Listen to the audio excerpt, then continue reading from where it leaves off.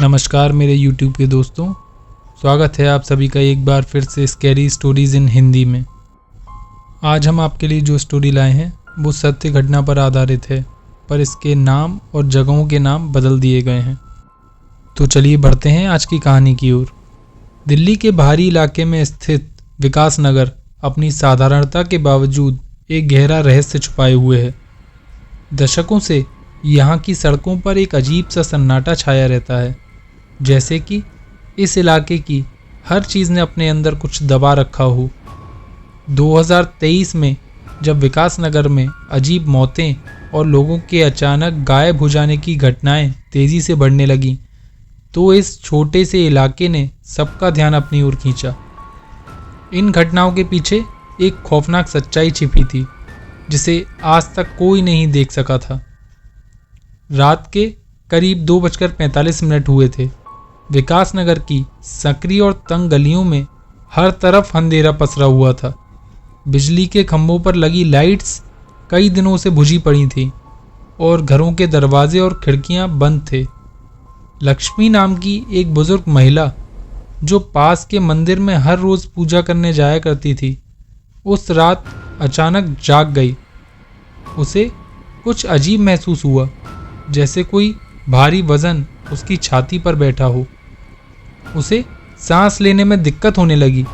घबराहट में उसने पास पड़ी माचिस से एक मोमबत्ती जलाई और देखा कि कमरे के कोने में कुछ हलचल हो रही थी।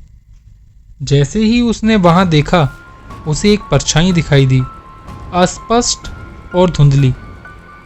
वह परछाई धीरे धीरे उसकी ओर बढ़ने लगी। लक्ष्मी ने डरते हुए आंखें बंद कर लीं और जैसे ही उसने आंखें खोलीं, परछाई गायब हो गई। उसके बाद लक्ष्मी ने महसूस किया कि उसकी सांसें अब धीमी हो गई हैं। कमरे की ठंडक बढ़ गई है और उसे ऐसा लगा कि जैसे कोई उसके कान के पास फुसफुसा रहा हो, तुम्हें मरना होगा। लक्ष्मी ने डर से चिल्लाने की कोशिश की, लेकिन उसकी आवाज़ बाहर नहीं जा सकती थी। कुछ ही पलों में लक्ष्मी की जान निकल गई और उसके चेहरे पर वही डरावनी अभिव्यक्ति ठहर गई।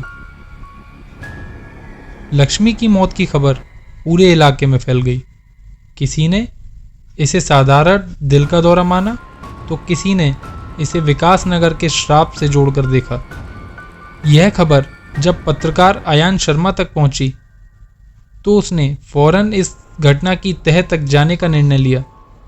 अयान एक अनुभवी पत्रकार था, जिसने अपने जीवन में कई रहस्यमयी घटनाओं की रिपोर्टिंग की थी, लेकिन इस बार उसे कुछ और ही महसूस हो रहा था, जैसे कि यह घटना किसी साधारण मौत का नतीजा नहीं थी। अयान ने विकास नगर का दौरा करने का फैसला किया। उसने देखा कि इलाके के लोग इस घटना के बाद से और भी ज़्यादा डरे हुए हैं। कोई भी रात के समय घर से बाहर निकलने की हिम्मत नहीं करता था। अयान ने लक्ष्मी के पड़ोसियों से बात की। उन्होंने बताया कि लक्ष्मी ने अपनी मौत से कुछ दिन पहले ही अजीब अजीब चीज़ें देखनी शुरू कर दी थीं।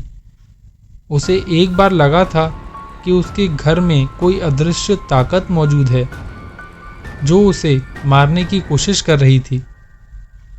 अयान ने इस घटना के बारे में और जानकारी जुटाने के लिए अपने मित्र राघव मिश्रा, जो एक फॉरेंसिक वैज्ञानिक थे, उनसे संपर्क किया। राघव ने तुरंत इन घटना पर ध्यान दिया और इस मामले की जांच में दिलचस्पी दिखाई। राघव और अयान, उन दोनों ने मिलकर विकास नगर की और घटनाओं की तहकीकात शुरू कर दी। उन्होंने पाया कि पिछले कुछ महीनों में इसी तरह की कई घटनाएं हो चुकी थीं। लोगों की अचानक मौत, अजीब परछाइयों का दिखना और हर बार मौत का समय लगभग रात के 3 बजे होना। राघव ने आधुनिक तकनीकों और उपकरणों के सहारे इस घटना की गहराई में जाने का फैसला किया। उन्होंने ईएमएफ मीटर, थर्मल कैमरा और साउंड वेव कैप्चरर जैसे उपकरणों को तैयार किया और विकास नगर के उस इलाके का दौरा किया जहां सबसे ज़्यादा घटनाएं हुई थीं। राघव और अयान उस इलाके के सबसे पुराने और सुनसान पड़े घर में पहुंचे। घर के अंदर घुसते ही उन्हें एक अजीब सी ठंडक महसूस हुई। हर कदम पर ऐसा लगता था जैसे कोई अदृश्य ताकत उनके पीछे चल रही हो। राघव ने जैसे ही ईएमएफ मीटर ऑन किया, मीटर में असामान्य चुंबकीय तरंगों का उछाल दर्ज हुआ। थर्मल कैमरे में भी तापमान में तेजी से गिरावट दिखाई दी। यहाँ कुछ तो ज़रूर है, राघव ने फुसफुसाते हुए कहा। अयान ने कमरे के अंदर की दीवारों पर कुछ अजीब निशान देखे। ये निशान किसी इंसानी हाथ के नहीं थे, बल्कि ये ऐसे प्रतीत हो रहे थे जैसे कि किसी ने उन्हें नाखूनों से खरोंच कर बनाया हो। राघव ने साउंड कैप्चरर को चालू किया और अचानक उसमें एक भयानक चीख दर्ज हुई।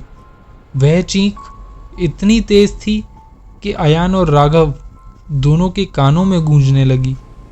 तभी घर के अंदर की एक खिड़की अचानक जोर से बंद हो गई और कमरे का तापमान और गिरने लगा। दोनों को लगा कि जैसे कोई अदृश्य ताकत उन्हें वहां से बाहर निकालने की कोशिश कर रही थी। राघव और अयान ने उस घर से निकलने की कोशिश की, लेकिन तभी दरवाजे अपने आप बंद हो गए। कमरे में अजीब सी आवाज़ें आना शुरू हो गईं। उन आवाज़ों में ऐसा लग रहा था जैसे कोई लोग एक साथ बात कर रहे हों, लेकिन कोई भी बात साफ सुनाई नहीं दे रही थी। अयान ने महसूस किया कि उसके दिमाग में अजीब सा दबाव हो रहा है। उसे अचानक अपने बचपन की कुछ दर्दनाक घटनाएं याद आने लगीं। वो समय जब उसकी माँ रहस्यमयी तरीके से गायब हो गई थी। ये वही है, ये वही ताकत है जो माँ को ले गई थी, अयान ने घबराते हुए कहा। राघव ने तुरंत उसे संभालने की कोशिश की, लेकिन वह भी मानसिक रूप से कमज़ोर पड़ने लगा। उसने महसूस किया कि जैसे कोई ताकत उसके सबसे गहरे डर को खींच रही थी। अगले दिन राघव और अयान किसी तरह उस घर से बाहर निकलने में सफल रहे, लेकिन इस घटना ने उनके मानसिक संतुलन को हिला दिया। राघव ने उस घर की दीवारों से खरोंच कर निकाले गए नमूनों का विश्लेषण किया और पाया कि वे निशान किसी इंसानी नाखूनों के नहीं थे। इस बीच विकास नगर में एक और मौत की खबर आई। इस बार 25 वर्षीय युवक अर्जुन रात के 3 बजे के आसपास अपने कमरे में मृत पाया गया। उसके चेहरे पर वही डर की अभिव्यक्ति थी जो लक्ष्मी के चेहरे पर थी। राघव और अयान ने महसूस किया कि यह मामला साधारण नहीं है। यह एक बहुत बड़ी और खतरनाक ताकत का संकेत था जो इस इलाके में सक्रिय थी। राघव और अयान ने इस घटना की गहराई में जाने के लिए अपने पुराने मित्र निकिता कपूर से संपर्क किया, जो एक टेक्नोलॉजिस्ट थीं और असाधारण घटनाओं की विशेषज्ञ भी थीं। निकिता ने अपने उच्च तकनीकी उपकरणों के साथ इस मामले की जांच शुरू कर दी। उसने विकास नगर के पूरे इलाके का थर्मल और ईएमएफ स्कैन किया।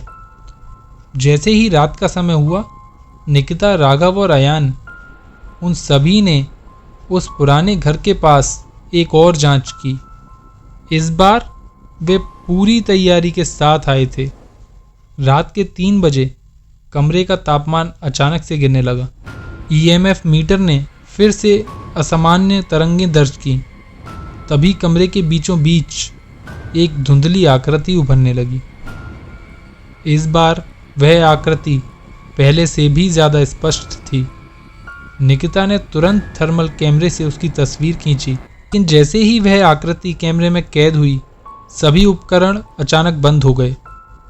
तभी कमरे में अचानक जोरदार आवाज़ें गूंजने लगीं।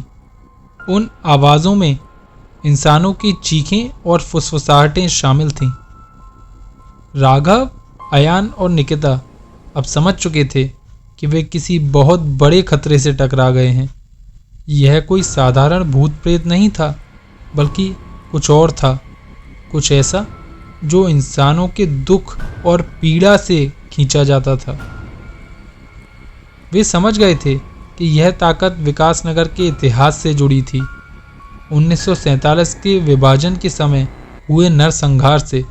इस बार वे पूरी तैयारी के साथ उस जगह पर लौटने का फैसला करते हैं जहां सबसे ज़्यादा घटनाएं हुई थीं।